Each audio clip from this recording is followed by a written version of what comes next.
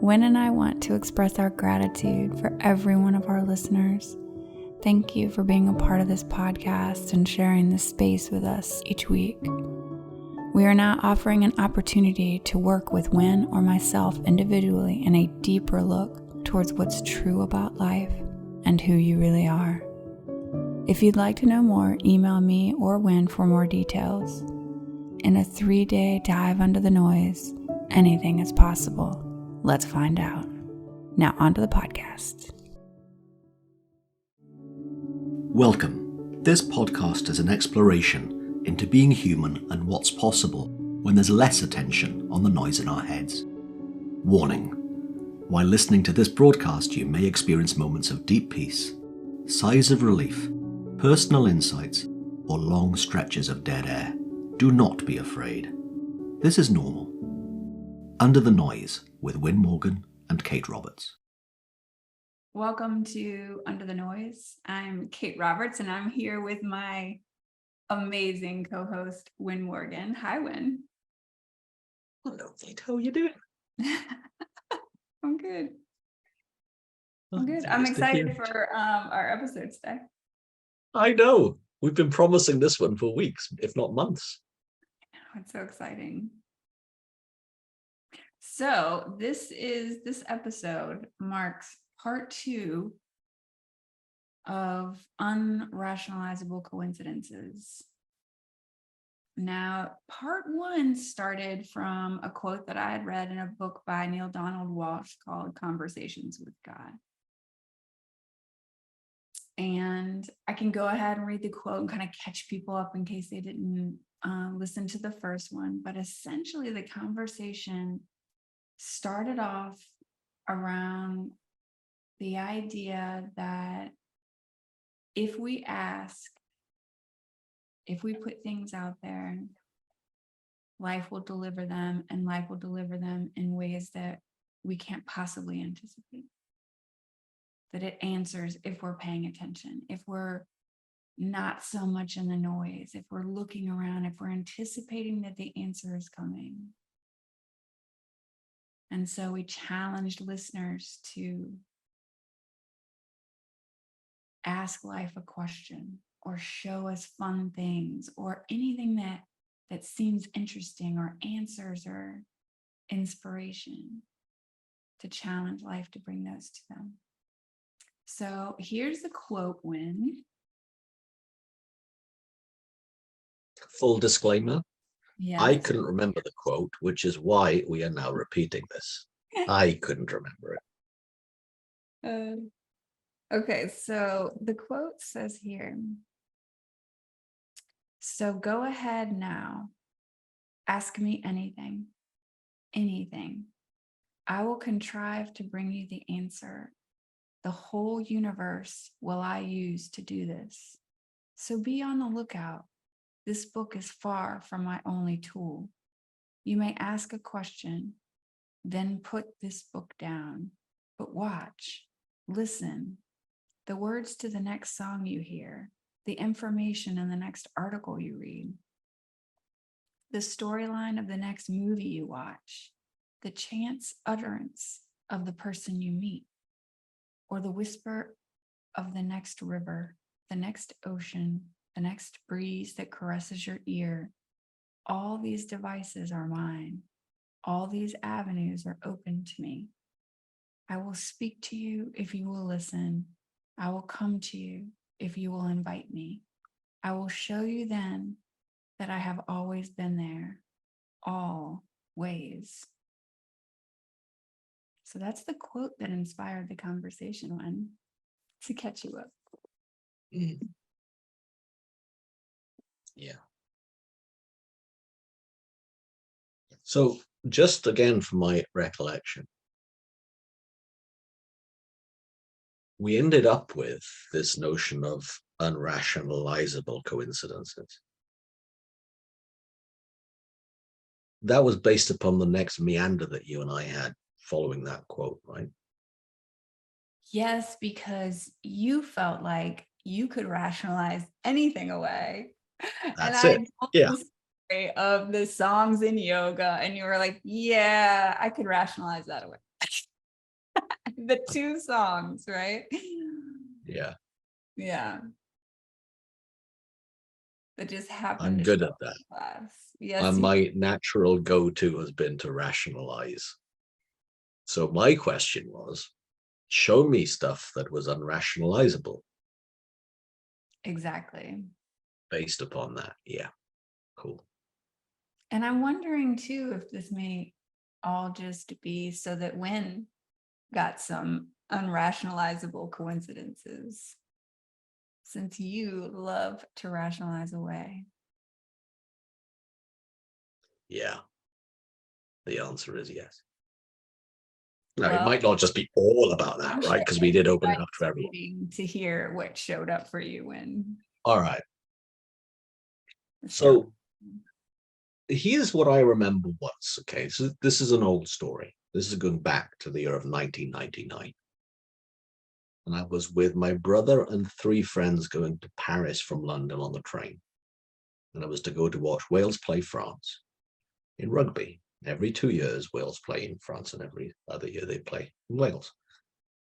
And we would do the annual pilgrimage or the biannual pilgrimage across to Paris. And we're on the train and in the buffet car because it's a rugby trip. And this is at the time where I liked beer. And everyone else in my party still does like beer. Have not gone off the beer since I have. But so we were having beers, and there was another couple of families in the buffet car, right, doing the same thing, having a few beers, off to watch the Wales game in France. We were talking to 2 brothers who had each brought one son with them. And we were like chatting away, and then it got on to football, soccer. And this one kid said, well, I don't follow Manchester United, because one of the people were talking about Manchester United and Liverpool. And I said, yeah, you follow Southampton. And he went, how did you know that? It's like the total random team, not a big name, decent sized town and everything. This guy had not mentioned Southampton. He wasn't from Southampton. He's from Wales. And I knew he was a Southampton fan. So I said it, and he went, what? And all my friends looking at me as if, wait a minute, this guy's a bit spooky, right? So the reason I'm putting that out is that it's not alien to me that there would be such a thing as unrationalizable coincidences. I had to write down those 2 words, by the way, because I keep forgetting them. So I did some homework before this episode. So that was a historic one. Here's one that is a difficult one to rationalize. And I would go as far as impossible to rationalize.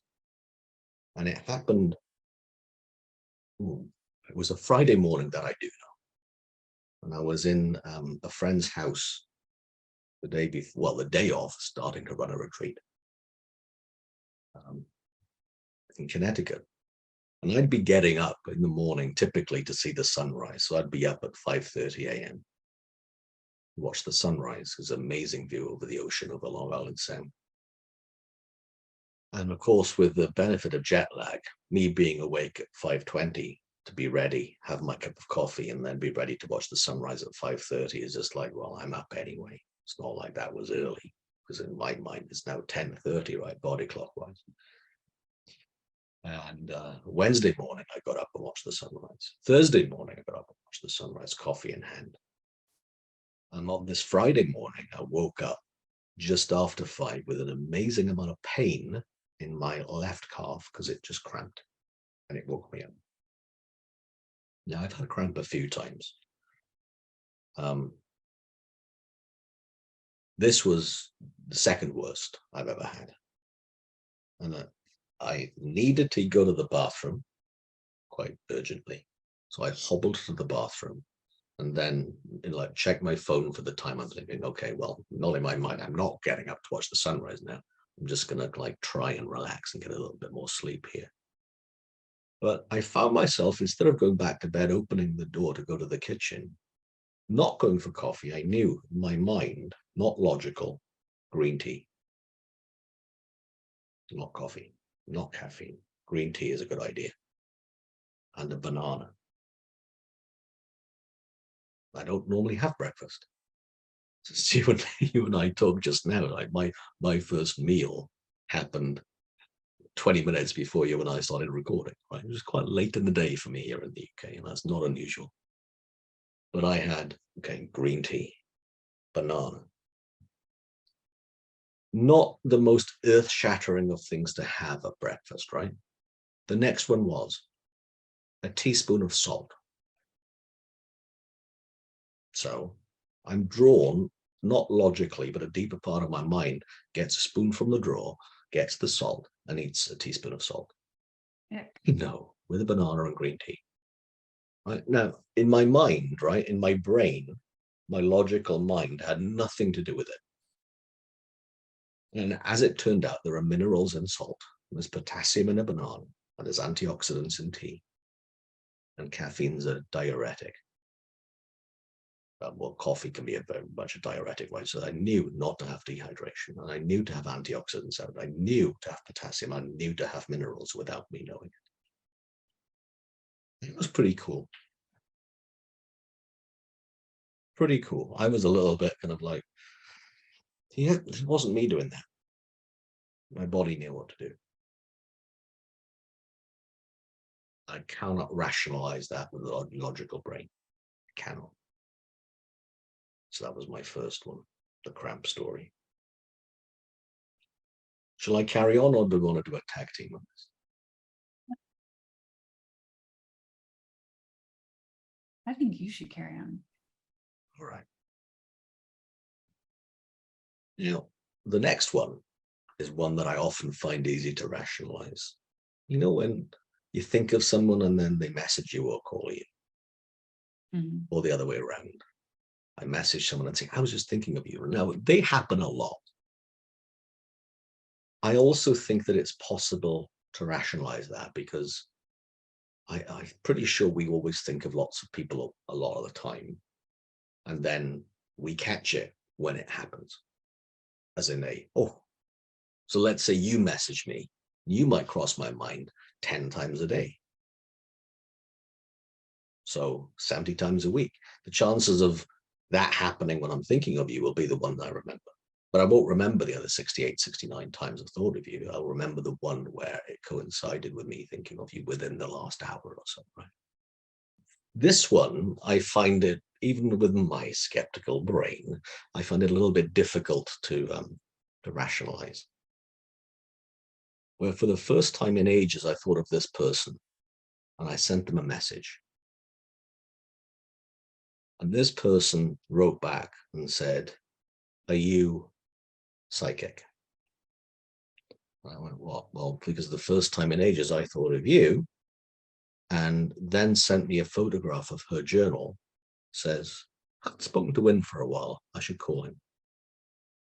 And she sent me a photograph of the journal, and it literally had happened about a minute earlier. Now that to me is one of those which is, okay, that's a little bit closer to, for me to find it difficult to be skeptical about or to rationalize. The next one is the spookiest of them all, in my mind, right? True story. And I can't remember if I've told you this one before. So, working with somebody quite intensively for a year, a mentee of mine. And this person, unbeknown to me, had just met somebody that was one of those, I don't know about love at first sight, but it sounds a bit like that in the way that this person was explaining it to me. And on my notebook, and I always have an A5 book that I keep very copious notes on. So I have their name, the date, and nothing else sometimes, right? Because there's nothing else to make a note of. It's just for me to follow up if there's something. Well, directly above this person's name, my mentee, was another name of someone I don't know. But it was there, and I don't know why. So me and my mentee are having this lovely conversation about, oh, tell me about this person. Great. What's the name? And it was the name I'd written down in my notebook, and I had no idea who that person was. I said, "You're kidding me. I've got that name in my book for no apparent reason." And this person said, "Okay, do you want to know what's really spooky? I've got a notebook for you. And the last time we talked a month ago, I misspelt one of the words that you wrote. And that's this person's surname." So I had in my notebook this person, first name. And this other person had their partner's surname, new partner's surname in a book. And it was just like, wow. Wait, but this is before they met? This misspelling that my mentee had was before they met. I didn't know that my mentee had met anyone new. And I had this person's first name written in my book directly above this person's name. How do you explain that, Win? I can't explain that, Kate. That's why it's an irrationalizable coincidence. Unrational, I knew I'd get it wrong at some point. It's an unrationalizable coincidence. It's freaked me out so much I can't even say my words right. Didn't really freak me out, but it's one of those things that cannot explain it. Cannot explain it. Cannot explain how I went for the teaspoon of salt. Cannot explain Southampton Football Club with that stranger back in 1999. And can't rationalize how this person contact Win, and then I message her. Can't.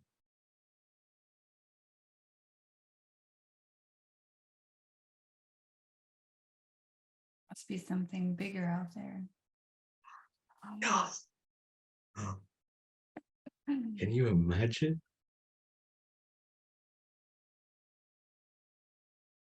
So is that all of your personal ones that you got? Ones that I cannot rationalize, yes. But you have other ones that are like, could be. The number of times. Oh, yeah. The number of times I say, "Hey, you just popped into my mind," and I then send this person a WhatsApp or a Facebook message or a text. And they say, "You kidding? I was just thinking about you last night," or something, right? Or in the last 10 minutes. Oh, yeah, every week. Every week. Well, when I started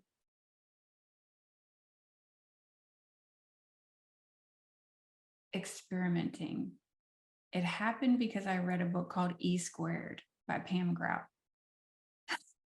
Do you have that? Rationalizable coincidences. It's one of the very few books that's not by Sydney Banks or Elsie Spittle or George Pransky. I've yet to read it. It's even got a post-it You note have on yet the to front read that it? says, There's "No, so time to many read it." experiments in there. I can't wait. Wait, who gave you that? Me, Oh, okay. purchased. Not, and you never told me about it. No, I've never talked to you about this. And So Pam Grout, real-time one right now. I know, I have a bunch of her books. I'll give you one example though, but I've done every experiment in that and E cubed. So there's like another one full of experiments that you can put out right into the, basically the, whatever you want to call it, life, the universe, the quantum field, like really whatever. But I can remember specifically one, and I'll tell you what's interesting too. These things don't happen right away. Typically, like the experiments that you're going to read about in that book, it's like a lot of them you put out there, but it's not this instantaneous thing that happens, right? It's like you kind of have to wait for it to show up and pay attention, just like this experiment that we're doing on our show. So one of the experiments has to do with thinking about somebody specifically and sending out like you have someone in your mind, somebody that you do not talk to very often, kind of like your person that you were just talking about, your mentee, and see if they don't reach out to you. So it's like putting something, like taking your thought and putting it out there. She obviously explains it a lot better than I do, but it's somebody that normally would not reach back out to you if you thought about them and kind of made a request that they reach out to you, right? It literally happened to me. I have a cousin that we catch up maybe once a year or something like where we don't really do that. And within 2 days, she texted me and wanted to know how I was doing. She doesn't typically do that. And at the very beginning of this episode, because when you started talking about these things that happened to you in the past, I thought about that example and I mentally reached out to her. So if I look at my phone at the end of this recording and she's reached out to me, that would be, I don't know, what would you think about that, Win? Would you think something about that? Would you be able to rationalize that away? No. By the end of the recording. That's fast. If it happens, Win, I'm going to look at the end. And if it happens. All right. I'll play 2. Oh, ooh. Okay. Go ahead. 2. So I've got someone in mind who would not reach out to me. Okay. All right. But you also have to give them a time frame. 20 minutes. Like. By the end of the recording. Yes. By the end of us recording this. Yes. Do you need a second to just put it out there in a specific way?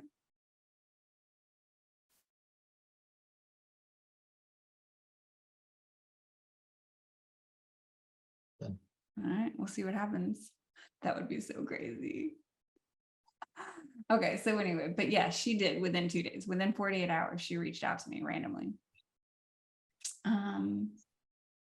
I've got a couple of our listener ones. Do you want to hear about those? Yeah. Okay. Some of them I've seen, right? Yes. Let's not name them, right? Just in case. Oh, definitely not. Okay, so this is actually from one of my favorite listeners who reaches out about different episodes. You've got a favorite listener? I said one of my favorite listeners. Okay, one of them. Because everyone else is now feeling left out. But one of means everyone is your favorite. Okay, right? And you're going to know who you are because I'm reading straight from your email, by the way. I have a recent unrationalizable coincidence. My buddy and I went on a trip about 8 hours from where we live. He has a Tesla, which means there's a lot of pulling over and charging. On the way there, we had to stop at a town called Stockton to recharge. And I joked that maybe we would see one of the 2 brothers that fight in the UFC who are known to live in Stockton. Stockton isn't a small town. I was just making jokes. The charging station was at a hotel, so that lowered the odds even more. Needless to say, we didn't see them. On our way back home, my buddy missed the freeway turnoff, which was supposed to take us to a city we hadn't been to before for recharging. So the navigation rerouted us to a different charging station, one in Stockton, this time a different location. On our way to the recharging station, we were going through an intersection and saw a Lamborghini, and lo and behold, it was one of the brothers. Obviously, there's more than meets the eye. I know. That was a good one. Yeah. Wow. That is cool. That's a cool one. Another one of our listeners said that, and this is interesting because for these episodes, I never actually know when I'm going to put up an episode. It's kind of like when I can. Sometimes it's late at night. Sometimes it's early in the morning, and it never is on the same day. Okay. Yeah. I know it's supposed to be on Wednesdays. That's kind of what we agreed to in the beginning, and yet it never really turns out that way. It's literally when I can get it done. So the listener said 2 times in the last few weeks, I went out for a walk and thought to look for a new episode, and it had just been put up online. That's twice. That's a pretty good one. I like that one, especially because who knows when it's going to go up. Nobody knows. It's a mystery even to me. And knowing that person is what makes it special to me. I think that's cool. It is cool. Yeah. And I just love that in this conversation,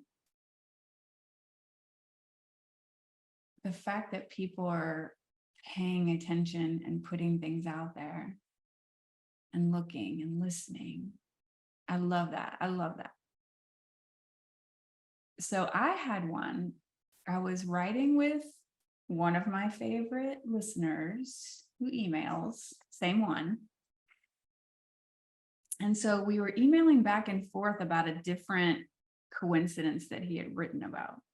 And something that he had written reminded me of a quote from Eat, Pray, Love that I love so much. And so I went searching for the quote. So just on my phone, like Eat, Pray, Love quotes, right? And I went through them in hundreds, and there's so many quotes from there. So I'm going through them and going through them. And as I'm looking for it, I find a couple of quotes that I really love that I thought my sister might like. So I copied and pasted them and I sent her the quotes, and I kept looking for the other one. And then the next day, I get a text return back from my sister. And the previous night, she had copied and pasted an image of a quote from Eat, Pray, Love Win, and was about to text it to me, but got distracted and didn't do it. But she had saved it the same night before from Eat, Pray, Love, completely different quote, to send to me. And so she's like, you're not going to believe this, but I was going to send you a quote from Eat, Pray. We don't talk about Eat, Pray, Love. We haven't talked about it in years. And so, and I was like, that's crazy. And she's like, we're so connected, and it's all very sisterly. And so the next day, I end up going to brunch with a girlfriend of mine. And we were talking about just different things in a personal way. And I was like, oh, I should tell her the quotes that I found, because they were somewhat related to what we were talking about. But then the conversation kind of went a different way, and I didn't do it. And so then we go, I don't know, somewhere else, and we're talking some more and kind of catching up, and we get back and we're about to say goodbye, and just talking about this kind of new phase in my life. And she's like, you know what? I wonder if you're going to have an Eat, Pray, Love experience. This is the next day when, the same day that my sister tells me that she has an Eat, Pray, Love quote. I'm not kidding. She's like, I wonder if you're going to have an Eat, Pray, Love experience and go traveling. It's like, that's so weird. So this is all within 24 hours or less, actually. So I haven't told this to the listener, but I will. I'm pretty sure I'll be reading that book pretty soon. It seems like I'm being pointed in that direction. There's something for it in the book for me. We'll see. You haven't even read the book? I read it when it came out years ago, like before the movie Right, ever okay. came out or anything like that, when everybody was reading it, like it was like the Yeah. good book. Yeah, I loved it. And I still have it. So I may have to pick that back up, because apparently I'm supposed to read that book because everybody is talking to me about it. Wow. I know.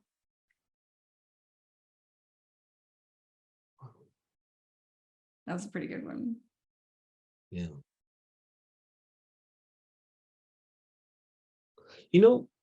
There's something else that's a slightly, it's different category, but it's in the same vein as what you said earlier on to me about maybe there's something bigger, right?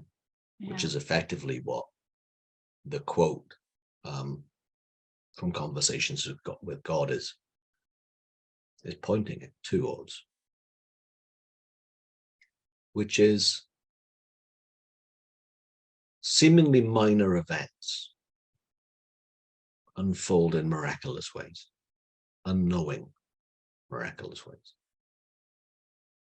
So there was another email I had from a listener, and the reason they listen is that they connected with me on a retreat. I don't know how long ago, quite a while ago now. And this was, well, I went from my coast of the US to the opposite coast in the US to a major city. And was going to meet up with my friend, who I also know. And the friend bailed for a very good reason. So, they were a little bit kind of like, and then in this kind of being not left in the lurch so much, but having nowhere in particular to go. As a result of that, bumped into some people that totally transformed that trip. I guess they stayed with them, they had dinner with them, they showed them around, all this kind of stuff.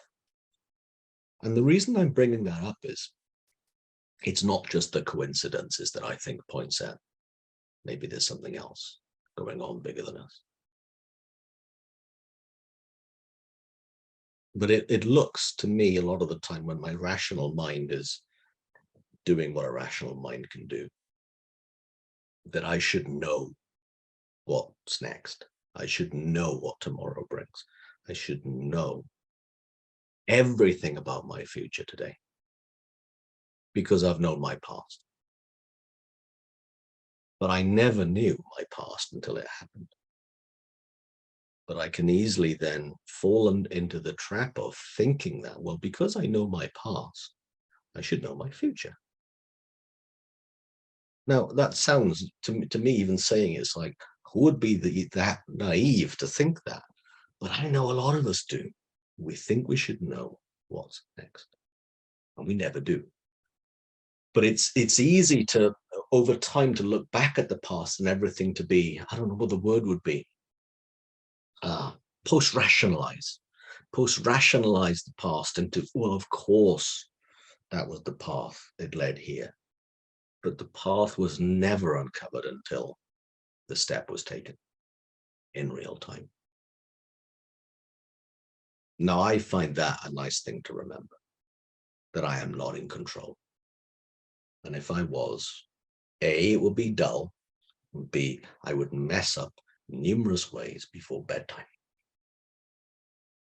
I'm glad I'm not in control.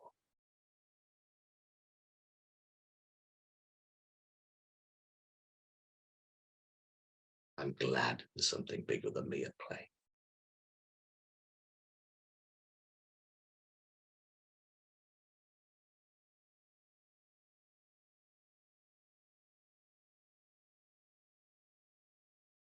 Mm.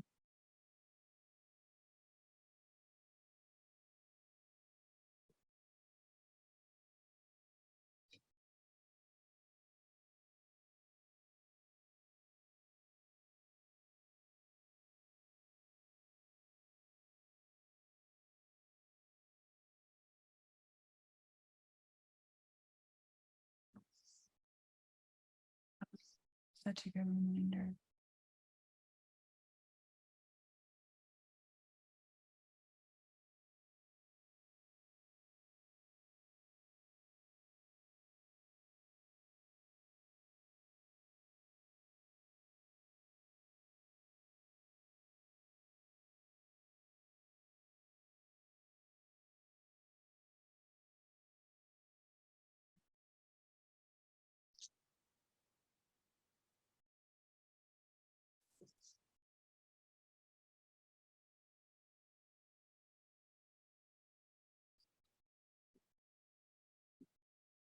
I can tell that my mom wants to know.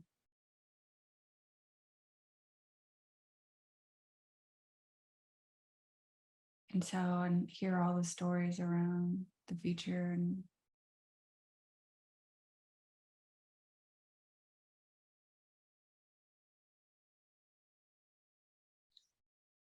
but there's such a different feel to when we show up in life knowing that we don't know and somehow that's okay. It's like what we were talking about before we started recording. You had this like, and I can literally feel through the screen your anticipation. Like you had this anticipatory look on your face. And that's what it feels like when we're present, knowing we don't know, feeling the excitement of that, and maybe the fear a little bit, like all the things happening. That has such a different, such a different energy than anything that my personal mind can come up with. Why would I choose this other boring, very limited version of life? But I do. I'll be the first one to tell you that I do. There's a safety in that and a comfort in that, even if it sucks. But I also know what that other thing feels like. And that pull and that fun about it.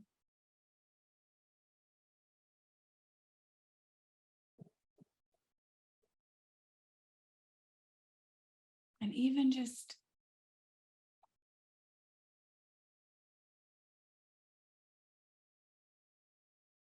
honestly, even just seeing the look on your face, I'm reminded of what that feels like. And I love that feeling.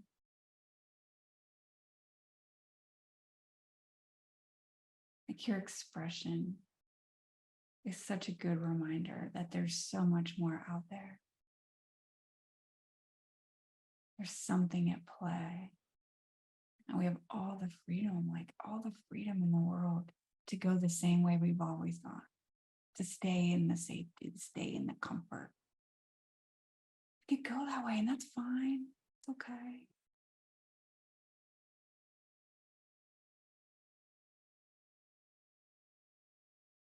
What if we just let go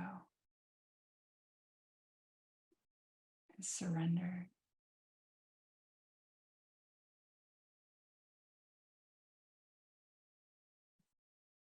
Man.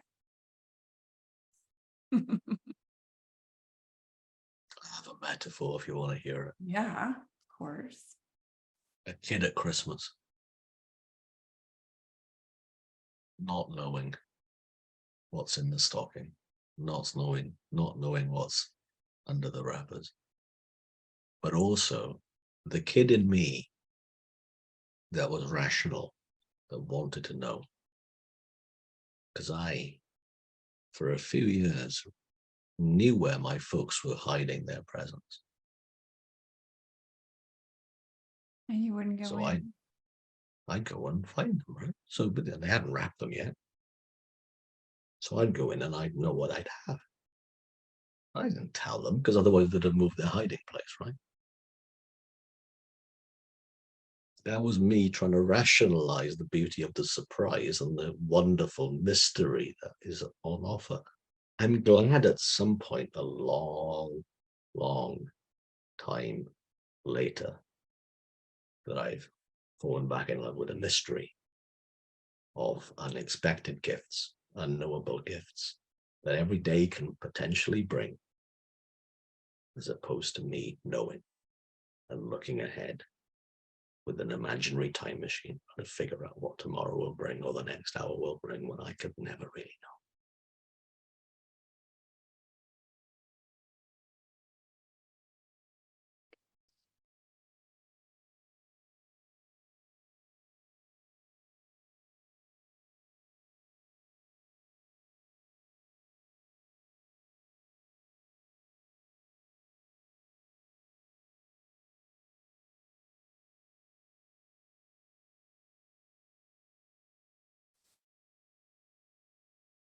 Excellent. Thank you.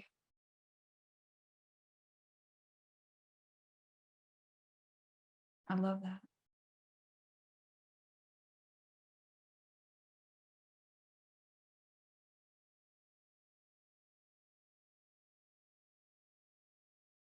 And thank you to all the listeners who would write in and tell us these coincidences in your life. I can't tell you how much we appreciate it.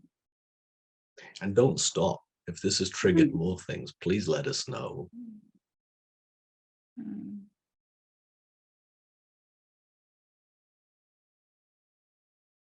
Thanks, Wen. Thank you, Kate. This has been fun. Yeah. Our first part 2 of a follow-up to a to be continued. So And I think maybe there'll be more. reading that book too, now that I said that. Oh, you need to check your phone. E equals MC squared. 9 do-it-yourself experiments. It's like, Yes. okay. Because think I I'm brought okay that for the up rest of and the it's year. on your desk when I randomly brought that up and it's sitting on your desk. And Well, no, you I asked me to didn't check hear. I did not hear from my friend, but you never know. I haven't either. I haven't heard from your friend either. That's weird. Yeah. Thanks, Kate. Thanks, Lynn. Hello, I'm interrupting the episode to give you an update. The person that I reached out to did not get back to me within the recording session, but within 48 hours she reached out, just like she did all those years ago. Back to the episode. You've been listening to this week's Under the Noise with the amazing Kate Roberts and me, Win Morgan. And if you want to share any observations or ask any questions, have any ideas for future guests, which might be you, or future things that you'd like us to explore, then please do get in touch. Our details are to follow or where you found this podcast today. We'll speak to you again very soon and have a great week. Take care. Thanks for joining us. We'd love for you to subscribe, rate, and review. If you have a topic or question that you'd like us to chat about, email Win or Kate at win@winning.co.uk and Kate at katerobertscoaching.com. Until then, enjoy what's possible under the noise.